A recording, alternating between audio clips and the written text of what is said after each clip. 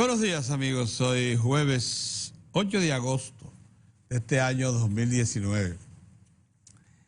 Esta mañana, la noche de anoche, pero esta mañana para esta parte del mundo, Naciones Unidas, esta mañana temprano, dio a conocer el informe, el último informe, el más actualizado, sobre el cambio climático y la seguridad alimentaria, que promete ser un documento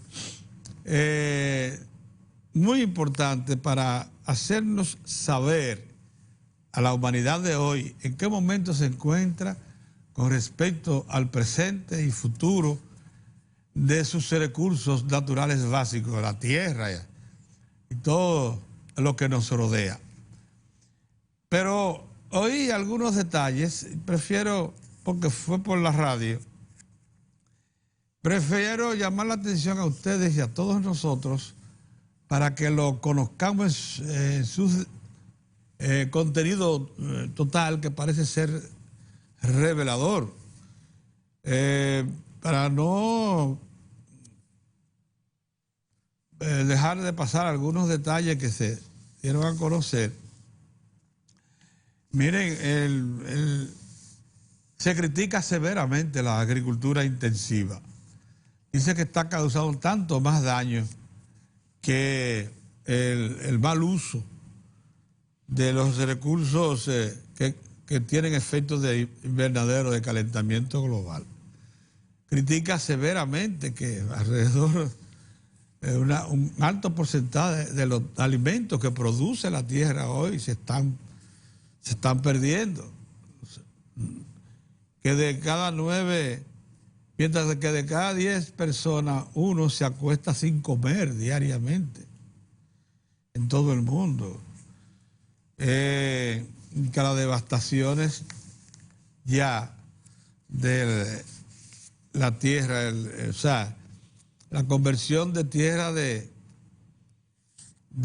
cultivo de árboles o cubierta de zona que se consideraba intocable y que tenía que ver mucho con el equilibrio medioambiental del globo terráqueo, son tales que en los últimos tiempos tienen la misma extensión que toda Sudamérica, todo el continente. Cosas así, que yo creo que deben ser analizadas porque las advertencias que nos hace deben ponernos a reflexionar a toda la humanidad. Bien,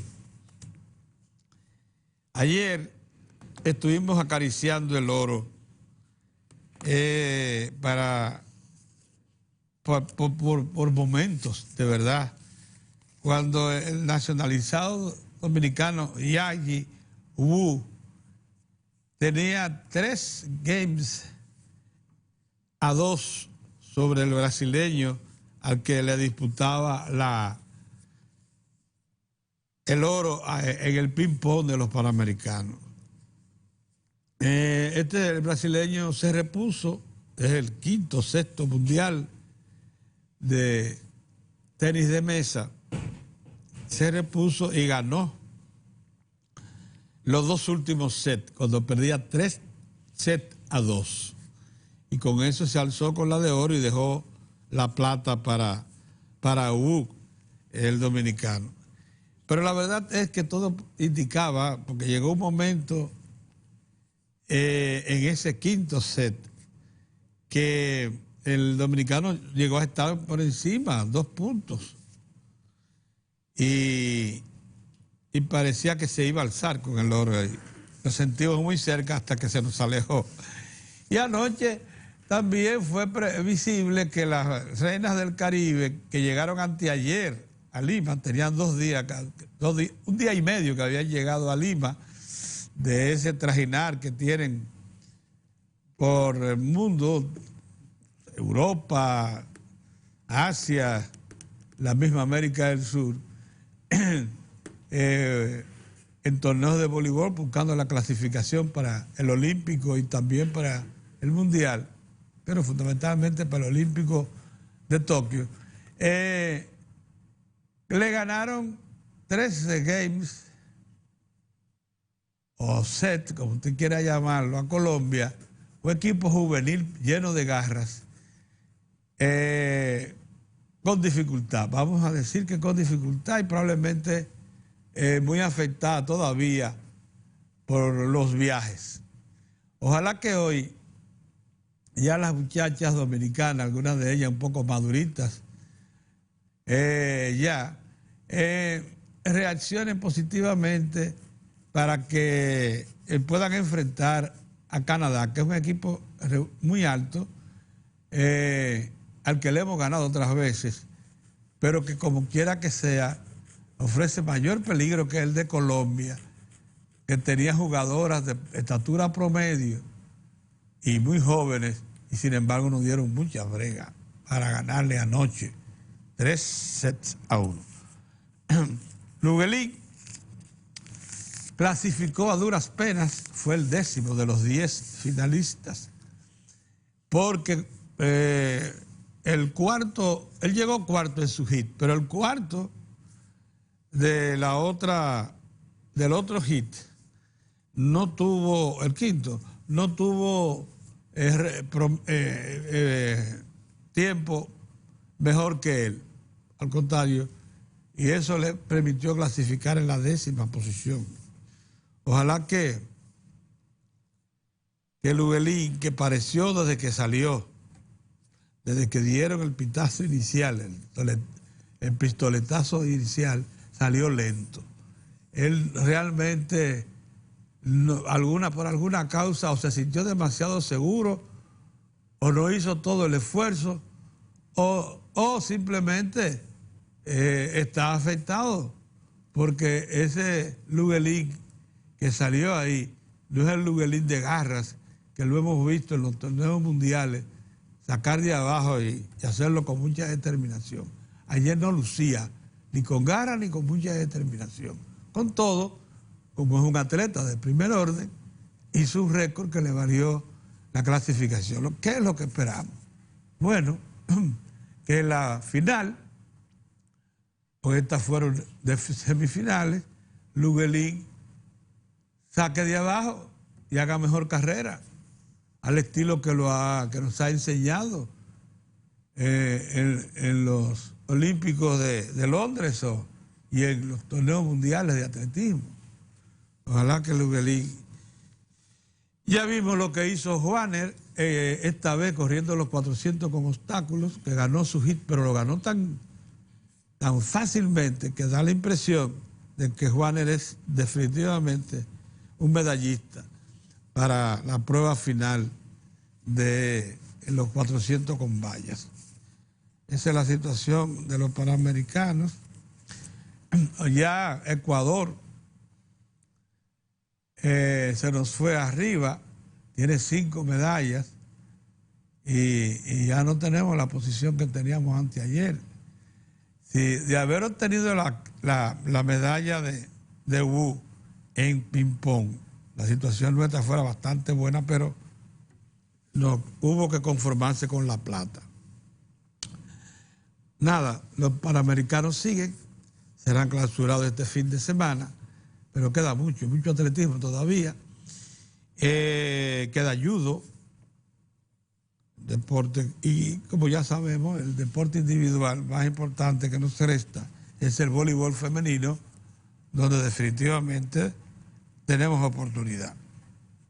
Ayer, cambiando de tema, regresando enteramente al país, el gobernador del Banco Central comunicó lo que se había colado por diversas vías, que en el primer semestre del año la economía creció 4.7, afectada por una ralentización de la producción y del consumo.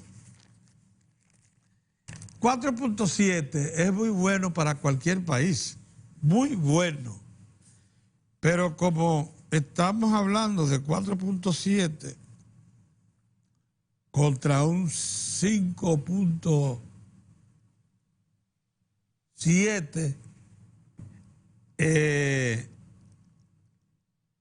en el primer trimestre, la situación entonces iba a preocupar si no estaremos afectados por una serie de factores que se han, tanto del exterior como locales, que se han unido para producir esa ralentización. La ralentización es más que una reducción de la velocidad.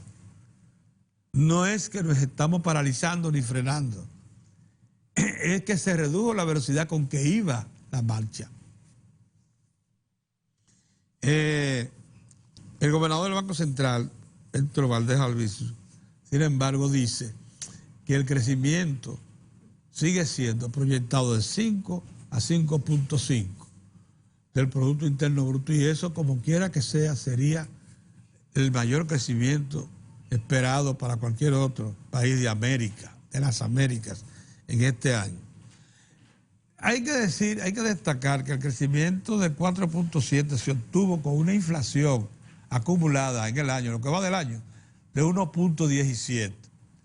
Si usted la anualiza, o sea, si usted la lleva de junio del año pasado a junio recién pasado, entonces está en 0.92, no llega al 1%. Pero este 1.17, que es lo que interesa, porque es el referido ya a este año, es lo que estamos viviendo, es el presente. En todo caso, está muy por debajo de lo que es el propósito de las autoridades, que la inflación termine este año siendo o un punto por debajo de 4 o un punto por debajo por encima de 4. Esto 1.7, como usted ve, es menos que un punto por debajo de 4, que sería 3. Eso es interesante. Él dice que el turismo, dio cuenta el Banco Central, que tiene todas las estadísticas muy actualizadas. Acuérdense que el IMAE le permite al Banco Central cerrar cada vez con informes muy actualizados del comportamiento de la economía. Por eso pudo dar el primer semestre con bastante precisión. Hizo saber que el turismo, por ejemplo, que sufrió por efecto de la campaña esta que recientemente se montó contra el país, rápidamente demostró su capacidad de activación. Y que muy pronto las actividades que han estado normando la economía en los últimos tiempos se mantendrán también respondiendo. Ustedes vieron que ayer, por ejemplo, lo destacaban aquí los economistas Julio Ortega Touso y José Manuel Lavaliente, el oro repuntó por encima de los $1.500 la onza, Troy.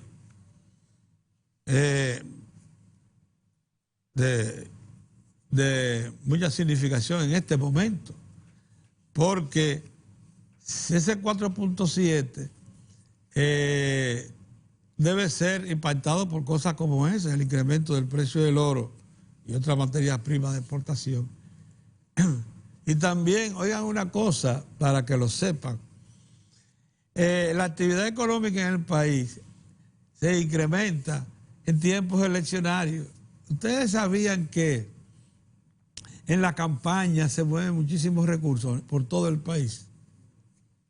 Los políticos, muchos impresos, muchas movilizaciones, consumo incluso de combustibles y cosas. Se activa la economía. En el primer trimestre ya el Banco Central había registrado 805 millones de dólares de inversión extranjera directa.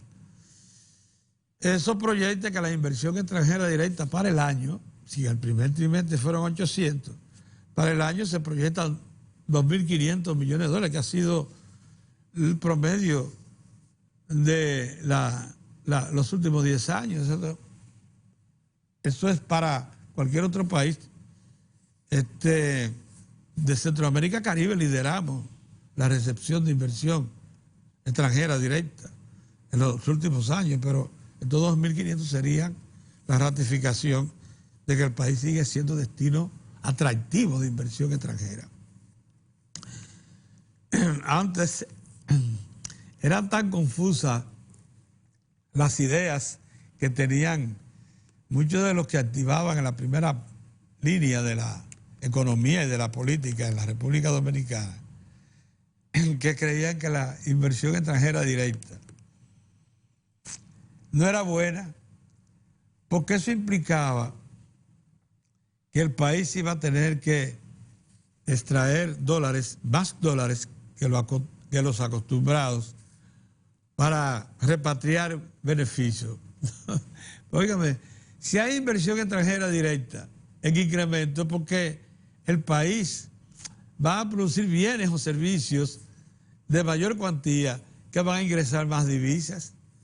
No le tema a que gane el que se asocie con usted.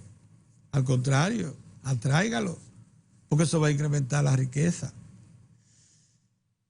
Eso está muy relacionado, ese concepto que le estoy mencionando, con el tema de la deuda. Definitivamente, cuando aquí sobredimensionamos las estadísticas de la deuda, no nos damos cuenta de que si el país incrementa su riqueza, al mismo tiempo es receptor de deuda, se incrementa su capacidad de recepción de deuda y de repago también, de principales intereses. Decíamos que no hay un solo empresario, por rico que sea, Bill Gates, por rico que sea, que no tome crédito en la banca para hacer inversión de nuevas inversiones, ¿no? Y muchas veces como capital de trabajo también toman préstamos. Casi siempre no hay empresario que saque de su cartera. Cuando Barrick Gold anunció el proyecto de explotación de los sulfuros en República Dominicana, el programa de inversión que en ese momento se hacía era unos 2.600 millones de dólares. Cuando Barrick acudió a los mercados financieros internacionales para procurar financiamiento para el proyecto, se encontró con que, estamos hablando de 2011, 2010, acababa de pasar los efluvios de la crisis terrible monetaria y financiera que vivió el mundo occidental por efecto del estallido de la burbuja hipotecaria y luego financiera de los Estados Unidos, que como una onda expansiva se llevó parte de la economía norteamericana, de todas las Américas, y llegó a Europa.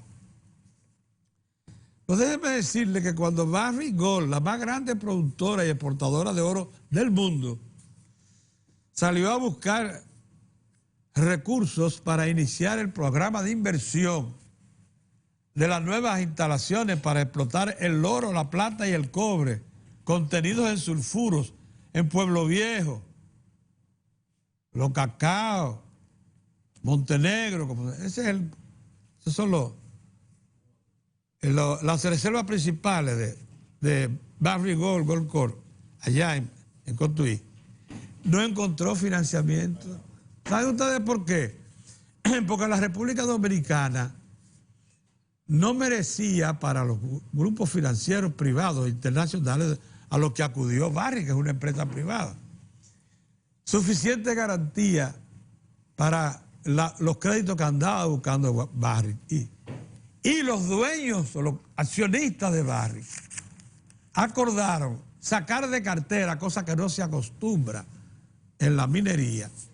Minería casi siempre vive de los ingresos de bolsa, o sea, de vender sus proyectos a inversionistas que quieran adquirir acciones para con eso capitalizar sus operaciones.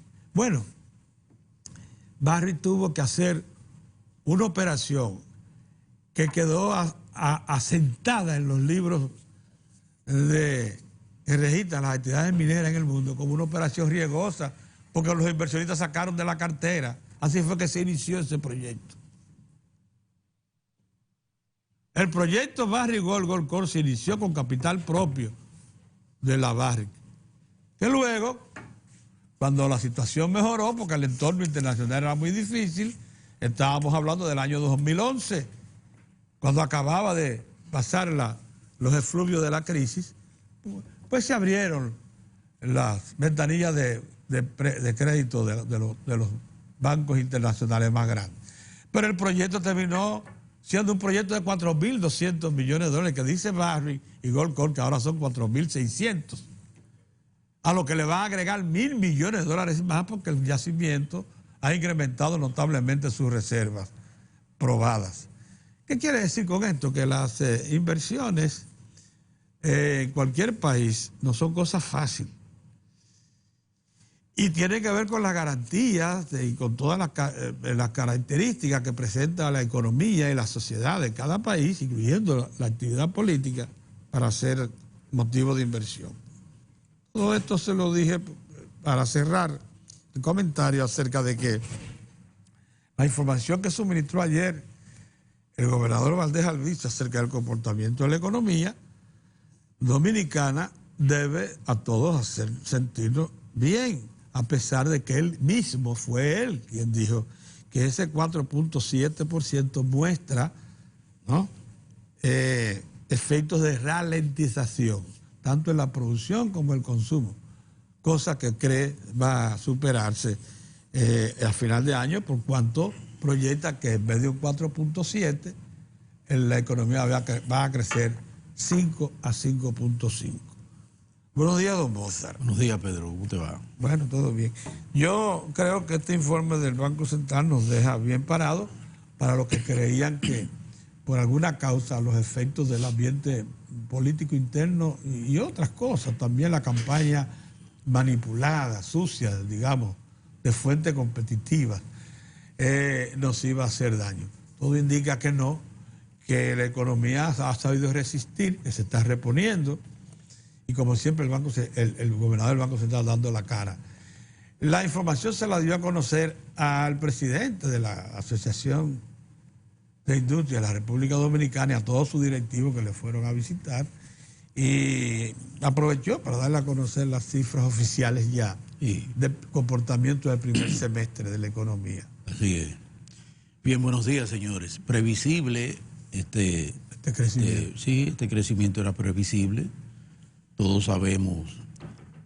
La primera señal de lo previsible que era esto la dieron las propias autoridades, cuando tomaron medidas que iban dirigidas a la retoma del dinamismo de la economía, con esa liberalización de los fondos, dirigida a sectores que dinamizan de por sí la economía por su propia naturaleza. En la reunión. Exactamente. O sea, esa fue la primera señal, vino precisamente de ahí.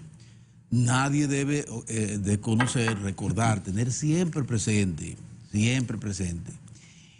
que de por sí los años preelectorales traen consigo niveles de incertidumbre. Y si a un año preelectoral usted, que trae niveles de incertidumbre, le agrega un elemento como el que estaba con el lío de la Constitución de la República, la posibilidad de su reforma, con todo lo que eso implicó, cuando vimos al más alto liderazgo nacional en las calles, porque vimos al presidente Leonel Fernández en las calles, y vimos confrontando a su gobierno, y vimos vimos al líder de la oposición, Abinader, haciendo lo mismo, haciendo lo propio. ¿Qué quieren ustedes? De alguna manera eso llama la atención, impacta al mercado, detiene inversiones, y es natural. Y la gente, el que va a comprar una casita, dice, espérate, antes de yo ir a buscar esos cuartos, déjame ver qué es lo que va a pasar aquí, porque eso está... O sea, era previsible esos niveles de desaceleración, además del otro componente, el componente externo, que sigue gravitando. Esa guerra, que uno dice que no es guerra, sino colocarse frente guerra entre Estados Unidos y China. Sí. Sí. Por el poder mundial. Por el poder mundial, bueno. Eso de alguna manera también que impacta en ocasiones al mercado petrolero, ¿verdad?, que crea situaciones de gente que entiende que hay que esperar a ver qué es lo que va a pasar con este reposicionamiento de Estados Unidos, este esfuerzo que está haciendo Estados Unidos por consolidarse en la región a la que le había desatendido completamente, y al ver la realidad de un monstruo que se acerca como es China, pues ha reaccionado, y eso de alguna manera también ha impactado. O sea, son muchos los factores que ha habido de por medio.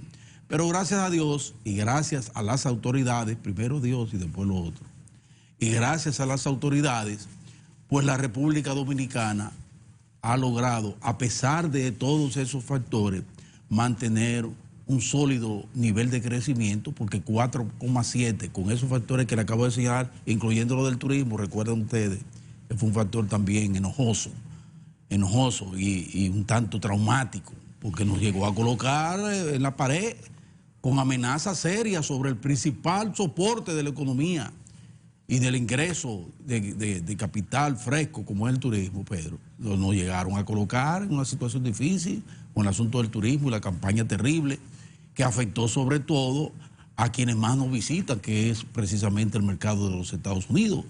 Entonces, en ese sentido, todo ese factor, pero aún así, 4,7 es una vigorosa economía, 4,7. Y además... ¿Sabes por qué el gobernador dijo que mostró ralentización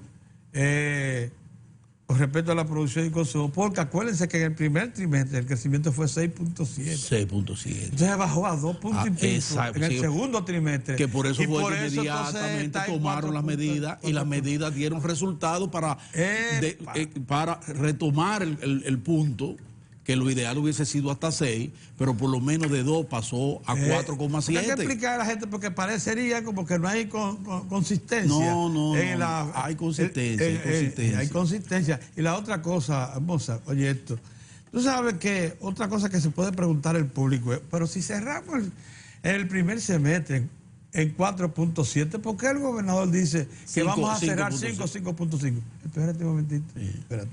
Es verdad que las tensiones internas políticas tienen efecto. Sí, claro que sí. Pero una vez se aclara, déjame decirte lo que pasa. Que lo decía hace un momentito. Es como si es natural que se produzca una verdadera activación de la economía en todo el país, por los candidatos lanzados a la calle, invirtiendo en promoción, consumiendo combustible, consumiendo comida. Sí, exactamente. Ese es un componente importante. Pero por eso es lo que prevé. Yo no había reparado en eso. Adiós. Sí, porque tan pronto inicia la campaña. La industria electoral es sumamente dinámica. Igualita que cualquier otra. A pesar de que tiene sus limitaciones que afectan sobre todo a los periódicos. Por la publicidad, Pedro. Le han dado en la madre a los periódicos con eso. La ley. Sí. Porque ahora tú puedes meter una campaña muy vigorosa en las redes sociales, pero entonces está limitada en la televisión y en la prensa escrita. No es fácil. Pero bueno, el asunto es que junto con eso, junto con el informe, viene el otro componente que también es histórico, y es de cómo se han mantenido los niveles de inflación, Pedro, muy por debajo de lo pautado, que es 4. Uno por debajo, que sería 3, o uno por arriba, que sería 5. Bueno, pues estamos cerrando con 2 puntos. 1,67. Casi 2 puntos. Casi 2 puntos. Cerramos. Casi 2 puntos. Cerramos 1,17. 1,17. Entonces, es lo que va de semestre. ¿Sabes lo que eso significa? Estabilidad de precios. Eso es muy importante. Ese es un componente importante. 1,17. Muy importante. Entonces vamos a esperar, porque veo ahí. Salieron ahora nuevos.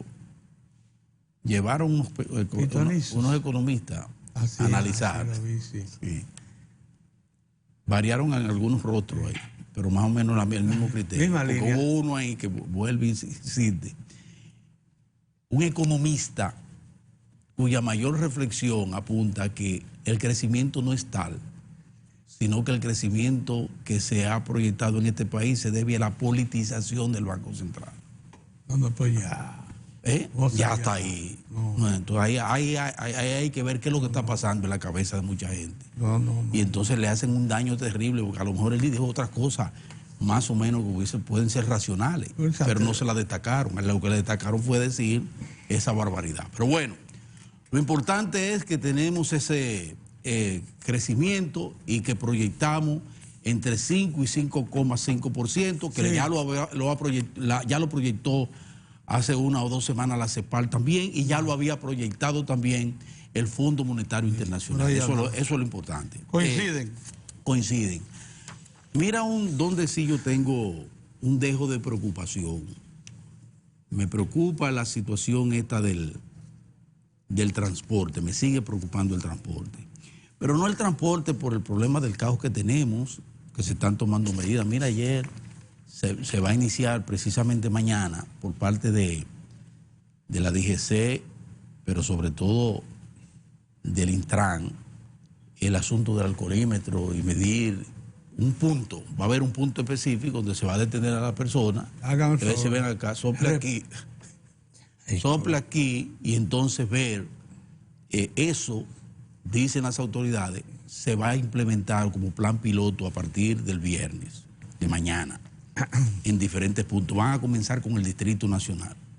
Porque es posible que esos marchantes que se toman su traguito o que nos tomamos. Sí, pero en carretera. Oye bien, nos tomamos nuestro traguito, sí, sepamos en carretera, no, que ya eso, además de ser una forma irresponsable de actuar, va a tener un componente de orden legal. Va a ser perseguida legalmente. Es otra cosa. Que ya eso es otra cosa. En un primer instante, no sé por qué lo dijeron, debieron dejarlo ahí, pero bueno, las autoridades dijeron, bueno, en primer momento es educación, no. Que cuando mañana, por ejemplo, el que atrapen pasado de alcohol conduciendo, lo que lo van a llevar es a educarlo, a darle una orientación sin penalidad. No me digas. No, pero los tigres se van a aprovechar. ¿Te das cuenta? Entonces, pero eso no quiere decir, eso es en el plan piloto para mañana, eso fue lo que leí.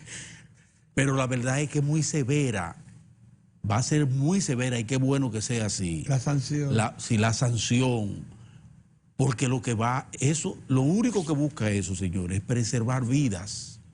Lo único, más nada, preservar vidas. Disminuir ese grado altísimo, vergonzoso y lastimero de accidente, de muerte por accidente de tránsito en la República Dominicana. Nosotros tenemos que salir de esa lista tan terrible de ser el primero o segundo en muerte por accidente de tránsito. Tenemos que salir de ahí. Y si hay que darnos en la cabeza y darnos en el bolsillo y trancarnos y quitarnos la licencia, pues hay que hacerlo, Pedro. Hay que hacerlo, hay que hacer cumplir la ley con todo lo que ella representa. Claro. ¿Tú entiendes? Y para eso es dar en el bolsillo, o quitarte la posibilidad de andar en la calle conduciendo, quitándote la licencia a partir del proceso ese de punto, de lo que sea. Pero eso hay que frenarlo, Pero en el mismo ambiente del transporte, veo ahí que el amigo de Conatra, que es uno de los fuertes, de los empresarios fuertes, muy fuerte, con muchos millones, que ha logrado a partir del caos del transporte. Porque el transporte, Pedro, como los apagones, tú sabes que aquí hubo toda una industria del apagón que generó recursos, que hizo multimillonarios en dólares y en euros mucha gente. La industria del apagón. Pues así mismo la industria del caos del transporte ha hecho poderoso a determinados personajes del país que tienen el control de unidades de transporte, y entonces de la misma manera que aquellos tenían el látigo porque tenían el switch, me paga lo que quiero, aún con la planta apagada o bajo el switch, de esa misma manera estos señores son capaces de decir, bueno, yo voy a subir los precios. Y aunque eso está establecido por ley, que tiene que ser vía el Intran, este señor dice, el señor Marte dice que ellos van a aumentar entre un 5 o un 10% el transporte interurbano. ¿Bajo qué alegato? Oigan el alegato. Que ellos no pueden cumplir con el aumento del salario mínimo decretado en el sector privado. En consecuencia, ellos van a hacer un trasvase y van a buscar ese dinero en el consumidor, en la gente, en los que se transportan en sus unidades. Y advierten que si las autoridades toman represalia, entonces ellos van a parar el transporte en el país. Yo digo, bueno, esa es una manifestación más, una reiteración de lo que es un gran flagelo en el país. Ese control que tienen, lo que en su momento llamó el fenecido y bien recordado Radamés Gómez Pepín, los dueños del país. Ellos han decidido eso y en los próximos días van a aumentar el pasaje entre un 5 y un 10%. Yo no sé cómo anda ese transporte interurbano. Adiós. Pero ya ustedes saben. Un pasaje de 300 pesos va a quedar 30 pesos. Entonces, y con la amenaza de que si las autoridades intervienen mediante un recurso de ley, porque no tienen otra forma de intervenir. Si usted dice, si las autoridades intervienen, porque las autoridades pueden intervenir en forma ilegal. No, las autoridades intervienen aplicando la ley. Y si usted por encima de esa aplicación de la ley, entonces dice, entonces me declaro en rebeldía y paralizo el transporte, entonces ya es otro componente. Dirán algunos, bueno, es el precio de la democracia. De la democracia. No, de la tolerancia excesiva frente a un sector que necesita un freno ya definitivamente. ¿Y cómo debe venir ese freno? Ahí viene el otro componente de mi preocupación. Veo lento al gobierno, muy lento en el tema de definitivamente darle a la población alternativa para salir de esa cosa. Veo lento el teleférico.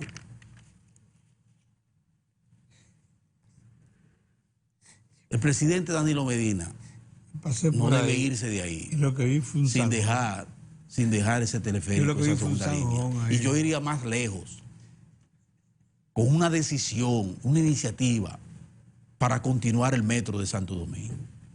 Por lo menos puesta en marcha. Y el que venga tiene que seguirlo, tenga que hacerlo. Sea quien sea.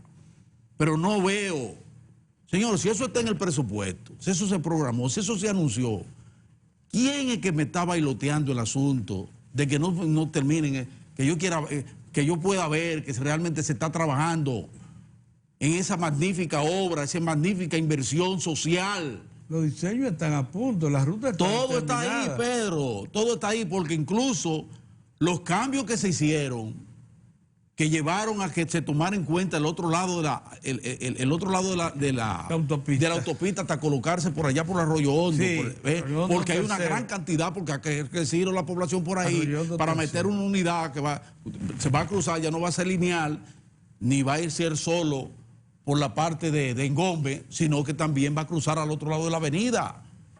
Va a ser zigzag. Pero no veo nada, no veo que se avance en ese sentido. Y entonces estos marchantes que le temen como el diablo a la cruz a la solución del problema del transporte de pasajeros, que solo se va a resolver en términos masivos, desde el metro, con el teleférico y con el incremento de los autobuses. Es así. Solo así, no hay otra forma, no hay otra manera. Hay que quitarle el control a esta gente mediante mecanismos como este, porque de los otros no hay. Fíjense cómo ese señor Marte le advierte a las autoridades: si me aplica la ley, te paro el transporte. Y voy a aumentar entre 5 y 10%. Eso no puede ser, Pedrito. Un salario deprimido. Dice porque el salario, porque ellos no pueden aumentar el 14% en el salario mínimo, en el mínimo. Para que vean los transportistas, esos hombres que viven de eso, están ahí, que ellos, que son, al igual que los pasajeros, ciudadanos de la República con muchas limitaciones, para aumentarle a ellos, para hacer aplicable el 14%, van a lastimar a gente como usted. Eso le digo a los choferes, a los que le pagan tarifa, al señor del CONATRA y al otro, y a los 3 o 4 que son empresarios del transporte, que se han enriquecido con el sudor de ustedes. Miren por dónde andan, lo van a poner a ustedes para darle el aumento que ustedes necesitan, es sobre la base de lastimar a gente, a su vecino, a su conciudadano. Ellos lo que no pueden bajar beneficios. Ellos no pueden bajar beneficios. No pueden sacrificar nada. Sí, bajar beneficios, porque esa es otra cosa, Pedro. Qué bueno que tú hables de bajar beneficios. Que eso es otro los conceptos que aquí no se manejan. Porque aquí todo el mundo que maneja es pérdida. Los lecheros, pérdida. Oye, pero ven acá. No, lo que pasa es que si se están ganando, si tienen una rentabilidad de un 25%, ellos quieren... Y se les rebajan a pérdida. Es pérdida. Así, ese es el concepto. Ese es el concepto que se está manejando. El empresario dominicano. Eso es viejo, ¿eh? Y eso no debe ser. Entonces, esa es una preocupación que tengo. No sé qué va a pasar ahora. Vamos a esperar en las próximas horas la reacción de las autoridades del Intran sobre este llamado. Primero, la disposición de aumentar el salario, la tarifa del transporte interurbano, sin tomar en cuenta lo que dispone la ley, que eso tiene que hacerse a través del organismo correspondiente, que es precisamente el Intran. Y la amenaza de que si el Intran le aplica la ley a esa empresa, a esa gran empresa, a esa poderosa, a esa millonaria empresa del transporte, entonces ellos paralizarían el transporte interurbano, que debo decir que ese señor concentra casi el 60% del transporte interurbano en el país. Sí. Ese muchacho entre él y el barbudo. Incluso tiene una reconocida capacidad de crédito internacional. A ese señor le están en China le están ofertando autobuses hasta eléctricos. Ah, sí, sí, va a traer autobuses eléctricos para acá. Sí, un hombre con un poder enorme, una persona muy habilidosa que ha sabido posicionarse ahí. Y él debe entender, el señor Marte, que esto no es un asunto personal, ¿verdad? Esto es un asunto de que nosotros tenemos legítima preocupación por la forma en que él se conduce. Él como otros. Que se van de bruces. De resistirse a un incremento salarial y anunciar perjuicios al país por esa causa. No. Eso no puede ser. Es terrible. Bien, y finalmente, Pedro, por otra parte, el tema político. Vemos ahí que el Tribunal Superior Electoral emitió ayer 2 sentencias, sí, cada una de las cuales nosotros vemos que tienen. La primera, yo pienso que ni siquiera debió llegar a secretaría, es la del señor, un abogado que pretendió que restarle mérito y crédito a los expresidentes Leonel Fernández y Hipólito Mejía a inscribir su candidatura. Realmente la gente como que pierde la visión, pierde el juicio. Pero bueno, eso a unanimidad fue rechazado, como debía ser. Y el otro caso, que ese sí es un tanto complejo y que ameritaría como de una revisión, de ver bien el asunto, los alcances de la ley y ver incluso de todos los componentes, que conocen de la ley, porque el PRM, y recuerdo que Orión Mejía hacía mucha insistencia y decía, el PRM como que se le fue la mano cuando decidió prácticamente el 90% de la candidatura reservada. 29 de 32. 29 de 32 senadores reservados. No son muchos, 29 de 32. Son muchos, sobrepasan por mucho el 20% que está incluido establecido en la ley. Entonces el tribunal decidió dejar sin efecto eso, anular, considerar nulo eso, y le dio 2 plazos, le dio al PRM para acogerse a lo que dispone la ley. La gente del PRM, a través de su presidente, el senador Paliza, van a analizar la sentencia y entendemos que en las próximas horas van a dar su consideración, porque los plazos están ahí y el tiempo avanza en forma muy acelerada. Los partidos políticos tienen ante sí ese gran reto de responder a los requerimientos de la ley de partidos y de la ley electoral, que le han colocado ahí prácticamente camisas de fuerza. Tienen que dirigirse a través de esos 2 corredores, sin lastimar esos corredores, y tratar entonces de posicionarse y ver cómo van a hacer su trabajo. Para este sábado, por ejemplo, el PLD tiene una gran jornada con su comité central. Nadie espera que haya mayores dificultades allí.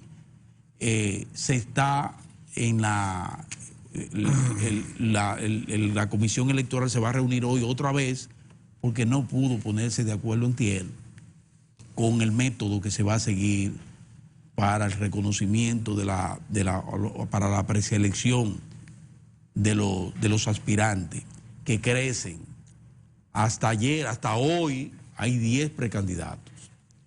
Hay 10 precandidatos. Hay una dama, está el jovencito. La familia. Sí. Está el Leonel Fernández y por otro lado están los 7 de la corriente. ¿Tú no sabes la que se anunció? ¿Cuál? Dije que hoy se registra Melanio Paredes también. Sí, que tiene, bueno, un dirigente de mucho tiempo allí, que conforma un frente, que se ha procurado estar a distancia, dicen. De los dos grandes liderazgos. De los dos grandes liderazgos, y entonces van a aprobar, parece que van a aprobar con Melanio Paredes, que se va a inscribir. Lo que establecen la ley es que hasta 15, o sea, y están en 10 hasta hoy. O sea que como Melanio pudieran surgir otros aspirantes, y eso es muy bueno porque eso sería ya marcar a gente que está en disposición de iniciar una carrera. La democracia es eso. De iniciar una carrera con pequeño a grande políticos, que se va creciendo. Y quién sabe, así han llegado muchos, la mayoría. Así que vamos a esperar a cómo se desarrolla este proceso y cómo se sigue desarrollando el proceso en el PRM, donde hay también situaciones complejas. Allí hay situaciones complejas en materia de lo que será su convención. Vi al ingeniero, por ejemplo, al ingeniero Miguel Vargas Maldonado, que con una declaración amplia, incluso lo vi ahí a nivel incluso de teleprompter, con un mensaje a la militancia del Partido Revolucionario Dominicano para que no se inmiscuya en ningún proceso de otras organizaciones partidarias, que se concentre en el proceso que él lleva muy bien, que es el proceso de relanzamiento del Partido Revolucionario Dominicano, y en tratar ellos de escoger lo mejor para ofertarlo a la población en su primaria, concentrarse en eso y dejar que los demás partidos pues hagan lo propio, porque al final de cuentas al país lo que le interesa es que se le presenten las ofertas de mayor calidad, con mayor proyección y tener por dónde escoger. Yo pienso que eso es lo más importante. No tengo más por ahora, Pedro. Mira, nada, es la mala nueva. ¿Cuál es la mala nueva? De que el cacao bajó. ¿Quién? El cacao bajó ayer menos 1.61, pero el oro subió. Sí. 2.14. La onza de oro cerró ayer. Pero ahora no hay cacao. A $1.515. Ahora no hay cacao. Pero yo te voy a decir una cosa, después sube. 2.266 la tonelada métrica de cacao. Todavía no es malo. El azúcar. Ese otro componente que en la medida en que ese oro se va colocando a esos niveles, la casa pierde y se ríe, Pedro. O el país, el presupuesto nacional. Sí, pues directo. Las arcas, eso va directito. No pasa por GO. Eso no, directo. Esos aportes de la Barrigol van directo a tesorería. Directo. Ese es, para que ustedes vean lo importante, la trascendencia de esa renegociación a tiempo y con la voluntad. Eso es así, y con la voluntad. Si no se renegocia eso, estuviéramos nosotros cancaneando. Ahora estamos todos felices porque les vamos a sacar provecho. Así es. A esos niveles del precio del oro. ¿Te das cuenta? Hay que reconocerle eso a las autoridades que tan pronto llegaron, sometieron a revisión ese contrato y le sacaron el mayor provecho posible dentro de las circunstancias, ¿verdad? Sí. Mira, yo no sé si ir ahora a una pausa y volver, porque hay dos temas que debemos tocar, como el caso del dengue, que quiero hablar de eso. Yo también quería hablar sobre eso. Está bien, volvemos ahora.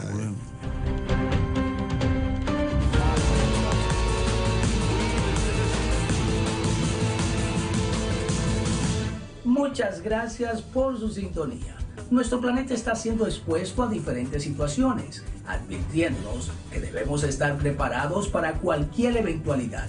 Por eso, nosotros te las presentamos en las noticias internacionales.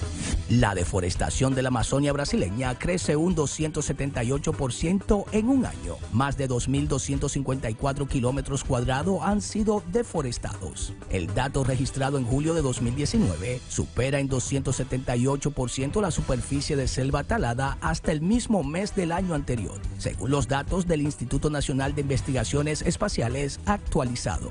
Según la entidad, que registra los datos mensuales de la cobertura forestal de Amazonia, asegura que el área de bosque deforestado ha pasado de aproximadamente 597 kilómetros cuadrados en julio de 2018 a los cerca de 2.255 kilómetros cuadrados este año. Se trata de un área equivalente a 225.000 campos de fútbol. Los números van en aumento incluso después de que el presidente de Brasil, Jair Bolsonaro, despidiera al anterior presidente del instituto, que ya había anunciado una pérdida significativa de bosque en junio. Bolsonaro se ha esforzado en negar el aumento de la deforestación y ha mantenido una política que flexibiliza las leyes ambientales y prima las explotaciones al mantenimiento de las reservas indígenas. Naciones Unidas investiga a Corea del Norte por un robo millonario. Según un informe secreto filtrado de la organización, Pyongyang habría sustraído casi 1.800 millones de euros a través de ciberataques para la fabricación de armamento. En total habrían sido 35 las veces en las que habrían logrado traspasar fondos desde bancos y plataformas de intercambio de criptomonedas. Por otro lado, el régimen ha completado la cuarta ronda de lanzamientos de misiles desde el 25 de julio que, según el líder norcoreano Kim Jong-un, supone una advertencia ante los ejercicios militares conjuntos que Seúl y Washington llevan a cabo este mes. Donald Trump, no obstante, ha restado importancia a los ensayos y considera que no ponen en peligro los compromisos alcanzados con el dictador en las diferentes cumbres. Ni la crisis de la carne de caballo ni los brotes de vacas locas. Un Brexit sin acuerdo con Bruselas podría hacer enfrentarse al Reino Unido a su mayor reto alimentario desde la Segunda Guerra Mundial. No habrá escasez o hambruna, pero muchos productos frescos podrían quedar fuera de las estanterías de los supermercados británicos durante semanas o meses. Según la Asociación de Comercio Minorista, en la que está integrado, por ejemplo, Tesco, la incertidumbre sobre qué pasará el 31 de octubre hace imposible prepararse para los eventuales problemas. El Reino Unido incrementa además su porcentaje de importación de comida conforme se aproxima el invierno. En noviembre dichas importaciones llegan al 60%. Una salida sin acuerdo en Halloween sería una tormenta perfecta. Para Diario de 4 en las internacionales, Giovanni Ramírez. Ahora nos vamos a una breve pausa y luego continuamos con más de Diario de 4.